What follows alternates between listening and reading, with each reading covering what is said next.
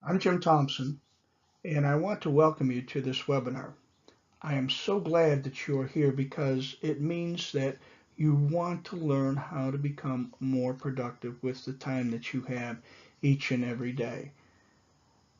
In this webinar, I am going to teach you a system that will allow you to become more productive with the time that you have. I don't want you to panic when I say I'm going to teach you a system because, as you will learn, this is a very simple system. I know when I speak to most attorneys about systems, they sometimes get this glassy-eyed look about them and think, I'm going to have to learn something new, write it all down, and then actually have to do it. Well, let me say from the beginning that this system is very simple, and I want to warn you, just because I say it's simple, it does not mean that you are not going to have to work at implementing it. This webinar basically is divided into two sections. The first section is where I'm going to teach you the system that will make your day more productive. And then in the second section, I'm going to show you 7 tips that will allow you to really become more productive. These are the time wasters that we all face, and I am going to share some of these with you and how you can avoid them. I know you've seen this slide come up and you're wondering to yourself, Jim, just what are you talking about? There are only 3 priorities that I need to know if I want to be successful in getting control of my time. Yes, that's true. And you will see as we go through this program just what these 3 priorities are and how they can make your day and your week and your month more productive. As I said, this is a very simple system. There are only 2 components that make up this system, and you probably are already using them in a different way, but already using them. Before I go any further, I think it's important that I tell you a little bit about myself and why I am doing this webinar. I was a trial lawyer for over 26 years, and after retiring, I began working with lawyers, teaching and coaching them on how to get more clients, specifically how to get more and better clients through referrals. Over the years, I talked to a number of lawyers from all over the country. Some were brand new lawyers, some had been in practice for quite a while, some were in firms, large firms, and some were solos. And just about every specialty was represented. It As I was talking to these lawyers, basically they would tell me that, and not surprisingly, that they would get most of their new business by way of referrals. And when I asked them what they were doing to get referrals, quite frankly, most of them could not really give me a good answer. In fact, some of them told me they basically just hoped that they would get referrals from clients and other attorneys. They did nothing in particular to try and get them. It was very interesting to me that one of the most significant ways to grow your practice is by referrals, and it is treated almost as an afterthought rather than a priority. I have written 2 books on the subject of getting referrals. One talks about getting referrals from your clients, and the other talks about getting referrals from fellow lawyers. Why 2 books? To be perfectly frank, with lawyers, you are very lucky in that you can get referrals from both your clients and from fellow attorneys. And there are very few other professions where that is possible. Think about it. Most, say, financial planners will not refer business to another financial planner, or an insurance agent will not refer business to another insurance agent. But with the legal profession, there are so many specialties and subspecialties, it's very easy to refer business to other attorneys. Now, here is the problem. In teaching lawyers how to get more and better referrals, it became very apparent to me that they would tell me, Jim, I like what you talk about. I like what you say. It's great stuff. But you know what? I really do not have the time to put in and do what you asked me to do as far as getting referrals. So it became very apparent to me that if I was going to be successful in teaching lawyers on how to get referrals, I had to figure out a way to convince them that they had the time to work on this. And thus was born over a period of time a system that, while it will not get you more time during the day, it will get you more productive time. And that is really what we're talking about. Not the number of hours, but the number of hours that are productive during the day. As I mentioned, it was very important that I develop a system so that the things that I was teaching lawyers, they could actually have the time to use them. And so I wanted to show them how they could be more productive. And I need to let you know that I did not come up with this system totally by myself. I was very fortunate that I had a number of connections with people that I could talk to them, find out what they've done, and go from there. And people like you'll see in this picture, John Maxwell, who's written numerous books on developing relationships, etc. Michael Gerber. Michael Gerber wrote The E-Myth, but he also wrote The E-Myth Attorney. Bob Berg, who wrote Endless Referrals. The lady there is Ha Tran, who was a Vietnam refugee who basically came to this country with nothing and built a successful coaching business and has one incredible story to tell. And the other slide there, or the other picture there, I'm not sure who I was talking to, but I want you to understand that everything I'm going to share with you is not Jim Thompson talking. It is a combination of a number of different thoughts that were presented to me, and I just was fortunate enough to be able to put them into a system, if you will. I want to be very transparent as to one of the reasons why I wanted to present this webinar at this time. I am about to launch an important new program centered on showing attorneys how they can get more clients through referrals. You will be getting more information on this program in the coming weeks. So before you will dismiss this program because you think you may not have the time, hopefully this webinar will show you how you can get that 1 or more hours a day so that you can participate in this program. I am really excited about the way that this program will be delivered.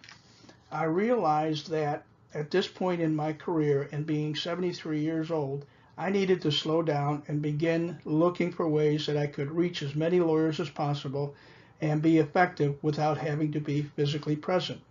I searched for and found a fantastic new platform on which I can deliver this program. You will be able to take the program at your convenience, and better yet, for you, this platform will allow me to deliver it at a very low cost. In fact, when I shared this program and cost with some lawyer friends of mine, they told me that I was crazy. They told me that for what I would be delivering, I should be charging 4 or 5 times more. Well, maybe at some point in the future, but for right now, my goal is to teach as many lawyers as possible. I encourage you to remain on this webinar to the end because I have an offer that I want to share with you. I want to share with you how you can participate in this program and get the first 2 lessons completely free. That way you can see what the program is all about, whether it would work for you, and decide then whether to continue. I am sure that some of you are wondering just what this number represents. And to be totally honest with you, before I really started studying time and being more productive, I would not have had any idea. But it is basically the number of minutes each of us have every single day. We all start out with the same and we end the day with the same number of minutes. The question is, how are you going to use those minutes? As attorneys, we have so many things that we must get done each day. So how are we going to get all of these done with the amount of time that we have each day? In addition to all of the other tasks that we need to accomplish during the day, we have to juggle our email, juggle our phones, juggle the administrative tasks that we have each day. We know what the problem is, but what is the solution? If you are going to find the solution, you must have the right mindset. Part of having the right mindset is coming up with a plan for each day, and also a plan for the week, and also a plan for the month. But without a plan, you are forever going to be wasting a lot of time. So with everything that we have to do during the day, where or how do we begin to plan?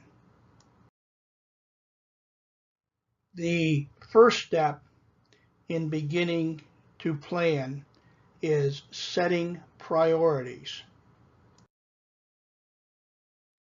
Earlier, I mentioned that there were only 3 priorities that attorneys need to be concerned with. Here are the 3 priorities, and it might come as a shock to you that there are only 3, and here they are. That which can get you in trouble if you do not timely complete it. Money and your family and personal life.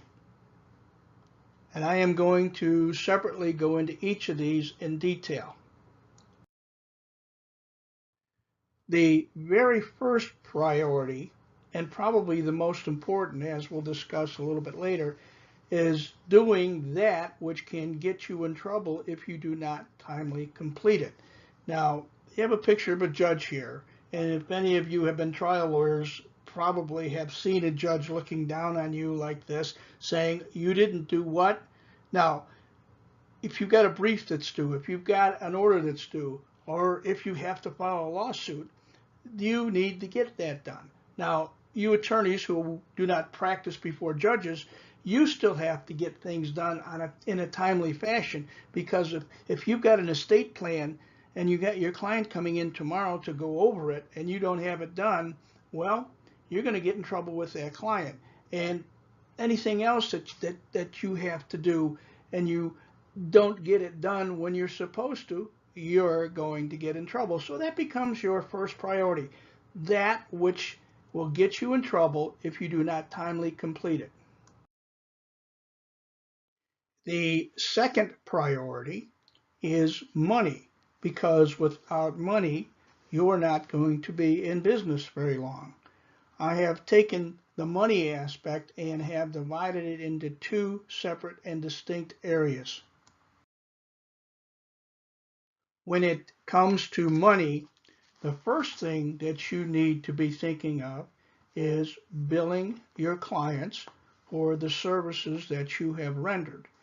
You would be surprised at how many attorneys I talk to do not have a regular system or plan for billing clients, and as a result, they always seem to come up short at the end of the month.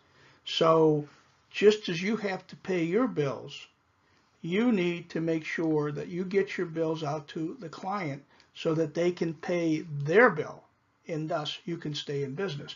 Now, one of the things that somebody mentioned to me, and I thought it was a really good idea, is, and again, this depends on the type of practice you have, but to bill your clients twice a month. If you bill your clients on the 15th of the month and on the 30th of the month, then you've got money coming in from that billing. You're not waiting a whole month to get paid. And the other thing that's really interesting is if you bill a client, say, on the 15th of the month, and the 30th rolls around and they haven't paid you, then you might want to be a little concerned about whether they're going to pay the rest of your bill as you continue to provide services. Now, this is the second component of money, and it basically is the marketing aspect. Because if you're not doing marketing, and I know lawyers do not like that word, but if you are not marketing, if you're not developing business, then guess what? You're not going to be in business very long. So you have to figure out a way of getting clients in your door and doing the work for them. So this is the second component of money. And marketing is crucial. And as we go along, I'm going to show you how you can probably fit marketing into your daily schedule. The third priority is your family or your personal relationships. And I know some of you are thinking, wait a minute, Jim, my family is the most important priority. I'm doing everything for my family. And I'm not talking about that. What I'm talking about is during your business day, your priority with regard to family should be specific things, such as you have a recital that you have to go to for your daughter, her piano recital, or their graduation from kindergarten, or one of those things that's very special. And I'm going to show you how you can plan those in your week so that you have time to do those and you're not running behind calling your spouse saying, gee, I got tied up and I just can't get to Susie's recital. Would you please tell her how sorry I am? No, we're going to show you how you can also include these special family events in your daily and weekly plan. Okay, here it is, the system. I know that you have been waiting with bated breath to find out exactly what I am going to tell you about this system that is so very simple. Well, in the next 10 to 12 minutes, I'm going to share with you exactly what this system is. So please pay very close attention because what I'm about to say may make or break you as far as being more productive with your time.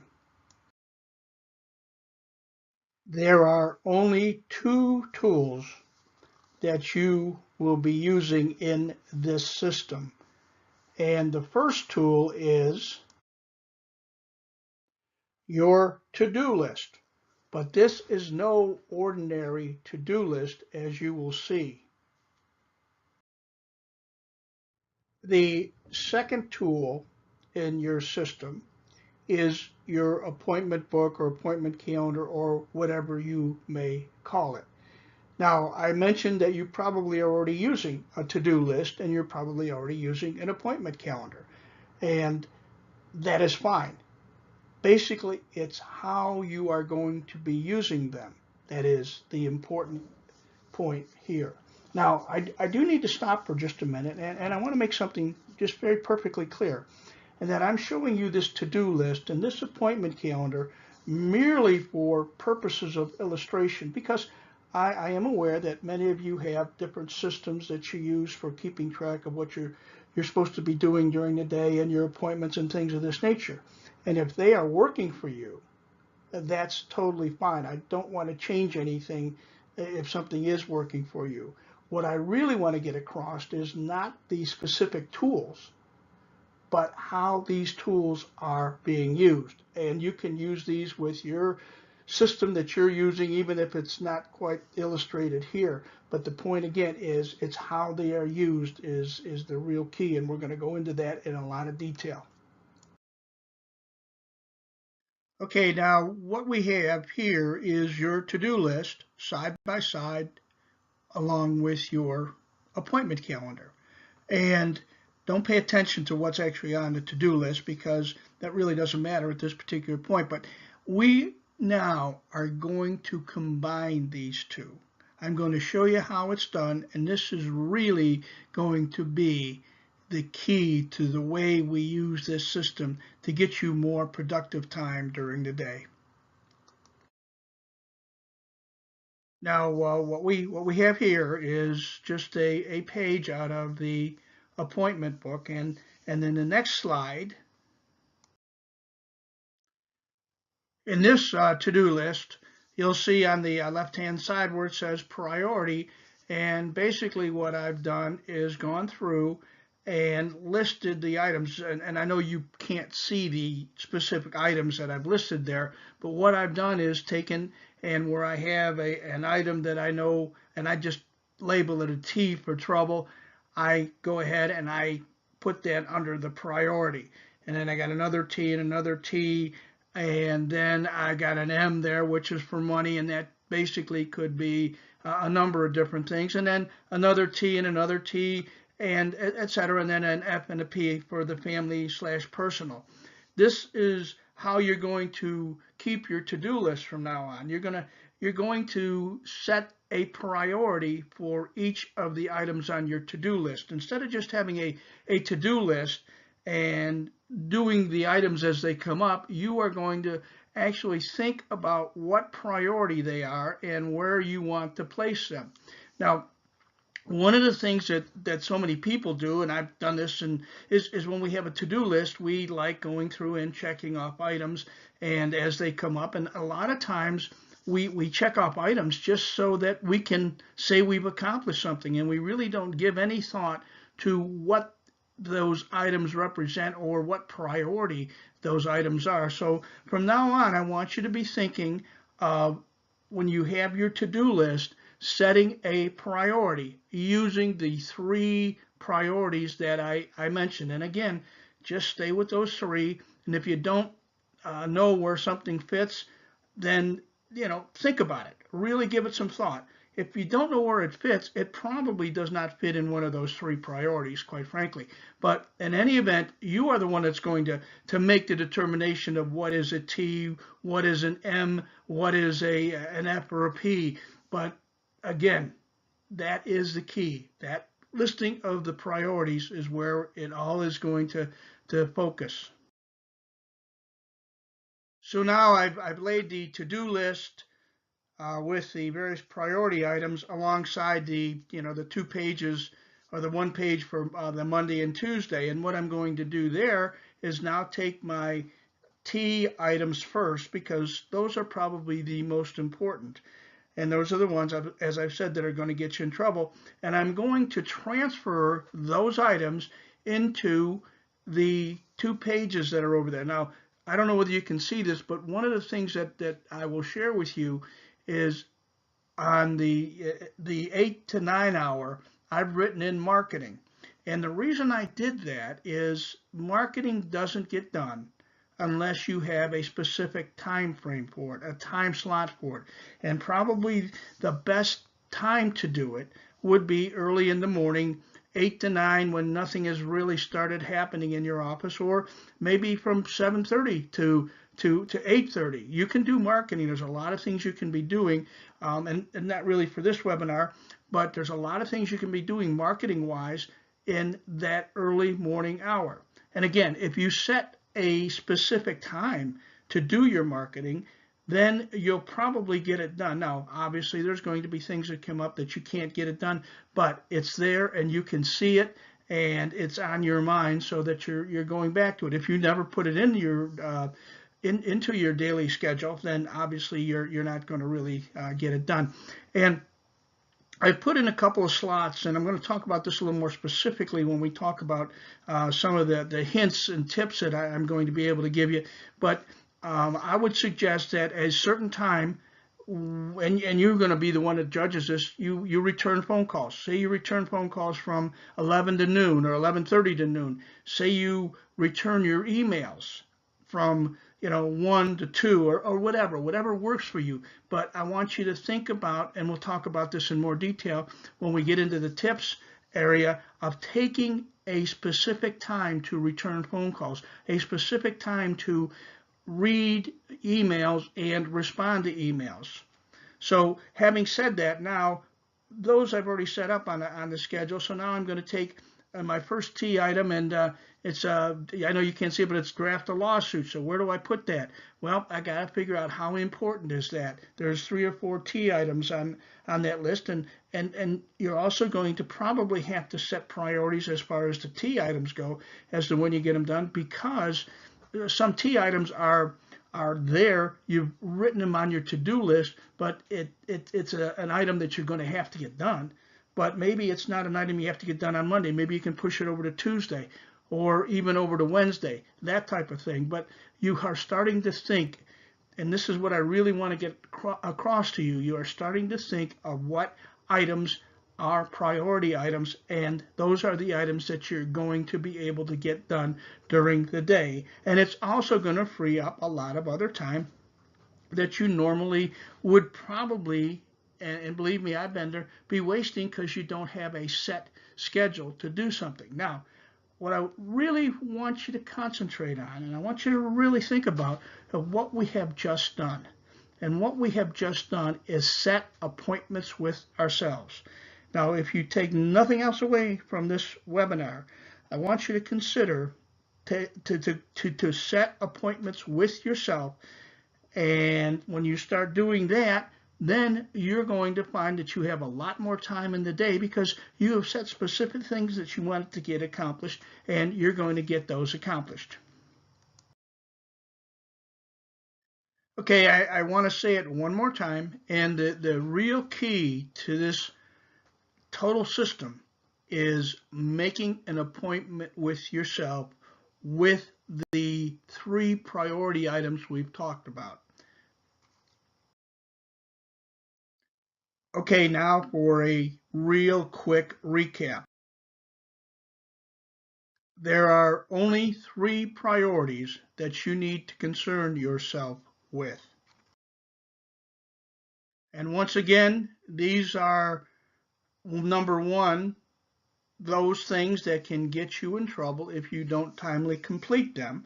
Number 2 is money so that you can continue to practice law, so you can continue to stay in business. And number 3, your specific family or personal items that you have to set a specific schedule or a specific appointment, if you will, for. And again, there are only 2 tools that you need to be using.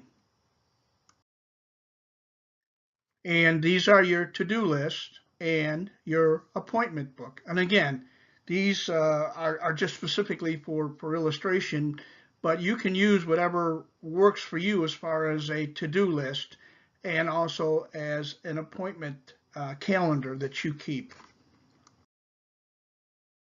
Okay, one more time. The key to everything we've talked about is making an appointment with yourself. And I know, and I really want to share with you, I know it's going to be difficult. You're not automatically going to pick up this system and start, tomorrow or the next day and say, okay, this is really working for me. It's going to take a lot of effort on your part to specifically sit down, do your to-do list, plan on your to-do list what are your priority items, and then set those in your appointment book, making an appointment with yourself. Okay, this slide is very self-explanatory. I've given you a number of ideas that you can use, but obviously the ideas that we've talked about are not going to bring you success. The only thing that's going to bring you success is taking action. And again, you take it in little chunks. Don't all of a sudden sit down and say, okay, I'm going to go ahead and I'm going to plan my whole week, and this is how I'm going to do it. No, plan each day. Plan each day and think about your to-do list. What is a T item? What is an M item? What is an F/P item? And begin slow. Start tomorrow and begin slow. Look at your to-do list right now and say, okay, what's on my to-do list? What is a T item? What is an M item? And what is a family or personal item? And then take those items and put them into your appointment book. And there he is, the time bandit, the bandit that steals our productive time. And we know exactly what he does. And what we want to be able to do is protect ourselves from him or her, whichever the case may be. So what I want to do now is give you some tips that will help you be more productive and also to thwart this time bandit. As I was preparing this webinar, I came across something and I put it in the form, or it came up in the form of a pop quiz, but I want to share something with you because I didn't know this, but they have done studies upon studies, obviously, and they have concluded, Harvard and all these other folks that study this stuff have concluded that it takes about 20 minutes to get back to where you were before you were interrupted. This is on an average. Now, it depends on obviously how long that interruption was for and a number of other things. But when they studied it, it said on average it takes about 20 minutes. So if you're interrupted every 20 minutes, at the end of the day, you may not have accomplished anything. Think about that. Well, we all know during the day that we are interrupted. And depending on the size of the office and a number of other things, obviously, but there's going to be interruptions. Our coworkers are going to come in and say, how did you like the ball game last night? Or how did you like this? We're going to have our secretary or our paralegal come in and they're going to disturb you. They're going to interrupt you. And we are victims of that. So what we need to do is think about how can we keep people from interrupting us. And one of the things I think you really need to concentrate on is letting people know that, say, when your door is closed, nobody is to interrupt you. Nobody is to come in. Maybe put a sign on your door like it says, do not disturb. Really don't disturb. And get that word out to people. Keep your door open when you can, take interruptions or have people come in.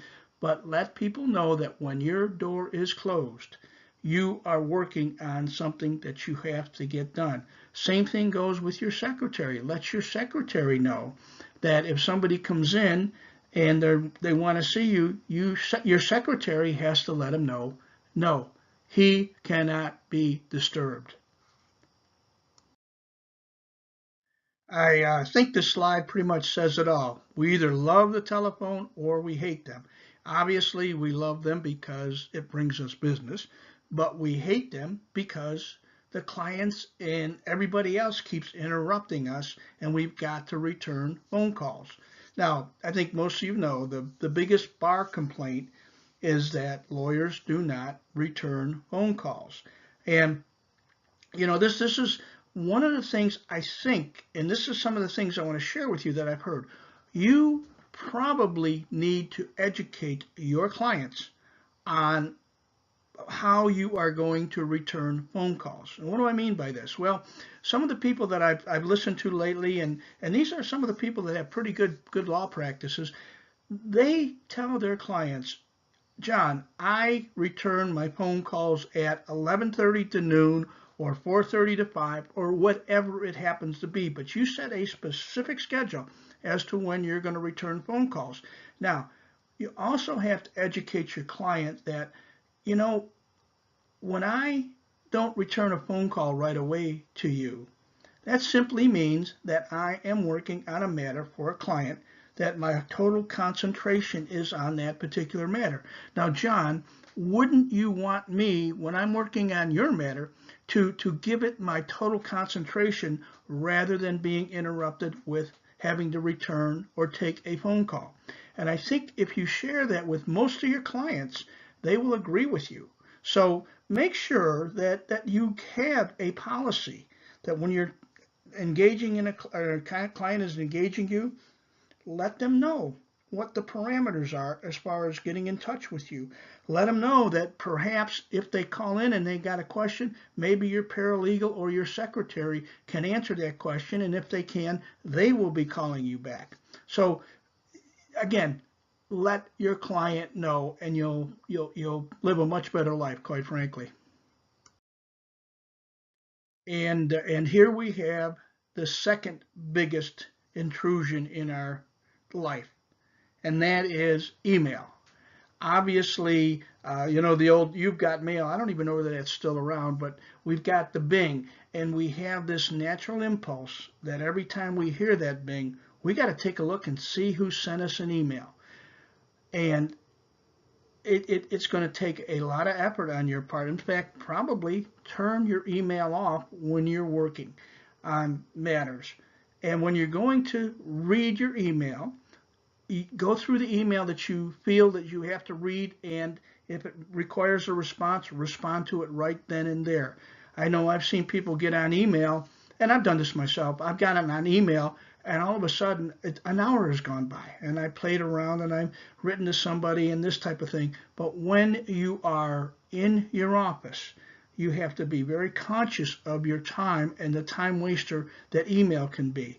Again, like with phone calls, set a time for yourself that you're going to check email and return emails. It might be 11 to 11:30. It might be 2 to 2:30. Whatever you feel comfortable doing. You may want to return or look at your emails and return them 3 times during the day. But set a specific schedule so that you know that at 1:30 you're going to be looking at your email, going through them real quick, and at 2 o'clock you're closing down. Again, this is going to save you a lot of time.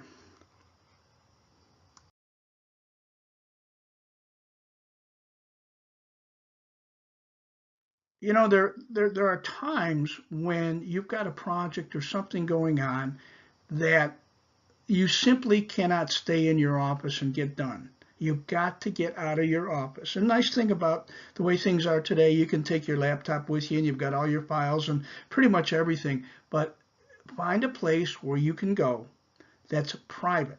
It might be the public library. I know many attorneys will go to the public library that's near them. They probably won't go to the law library because they'll see some of their buddies and they'll start talking, etc.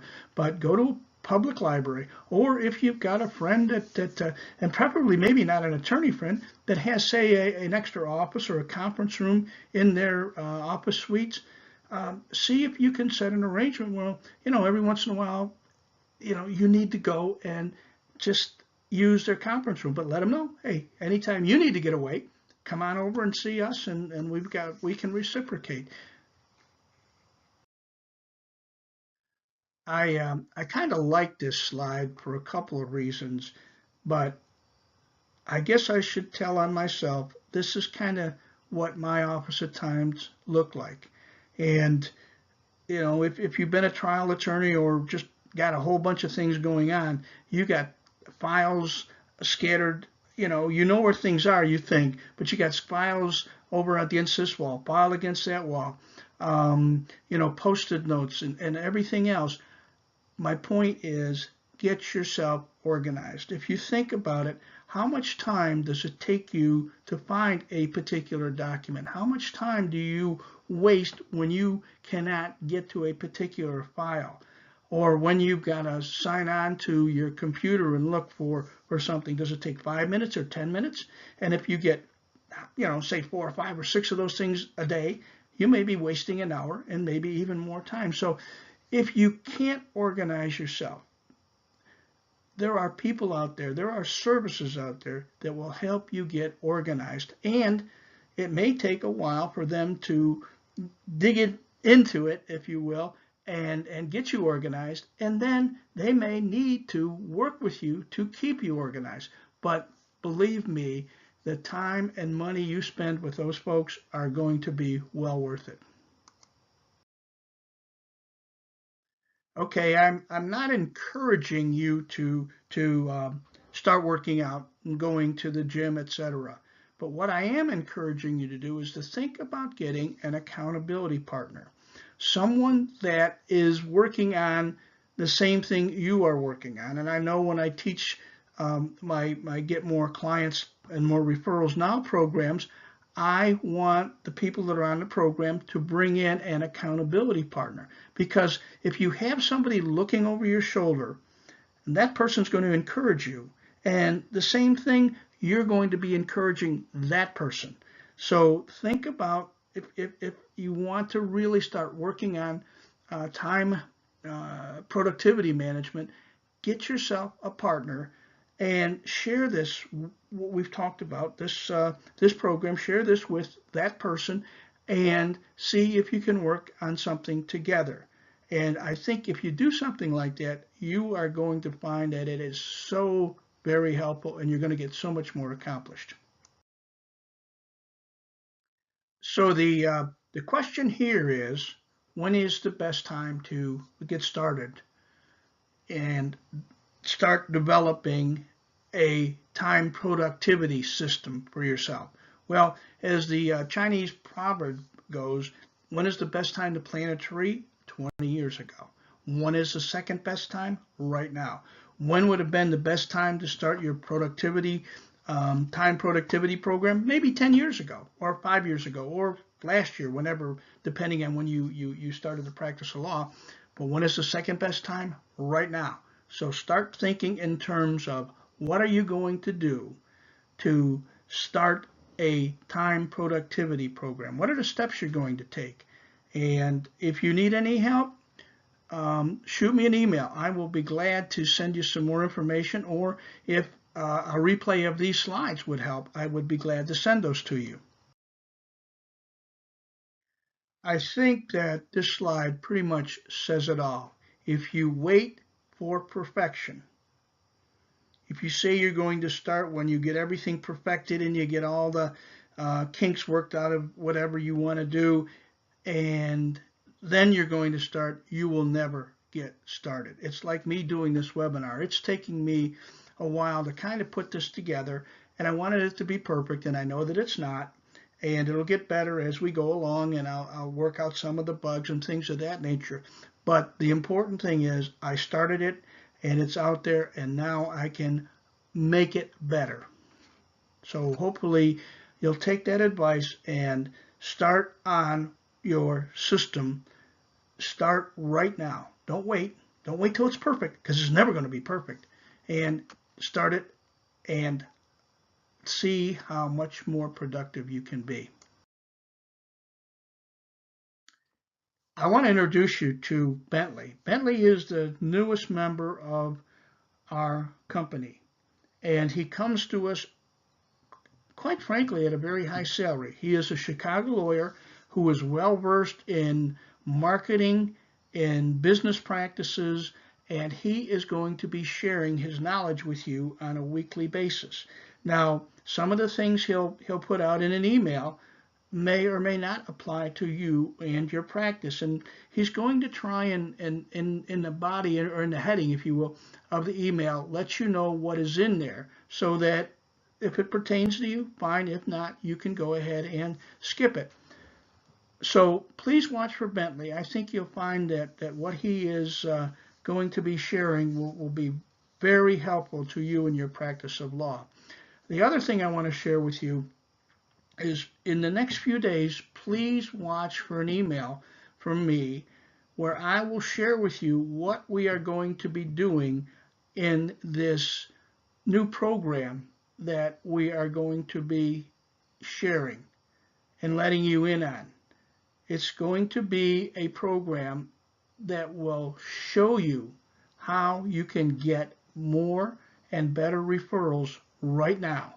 So please watch for that email, and we will be in contact. Thank you for listening to this webinar, and I hope that you found value in it. And if you found value in it, let me know. And if you think that any of your fellow lawyers could use this information, please let me know, and I will put them on the list and share that with them. Thanks again, and have a great day.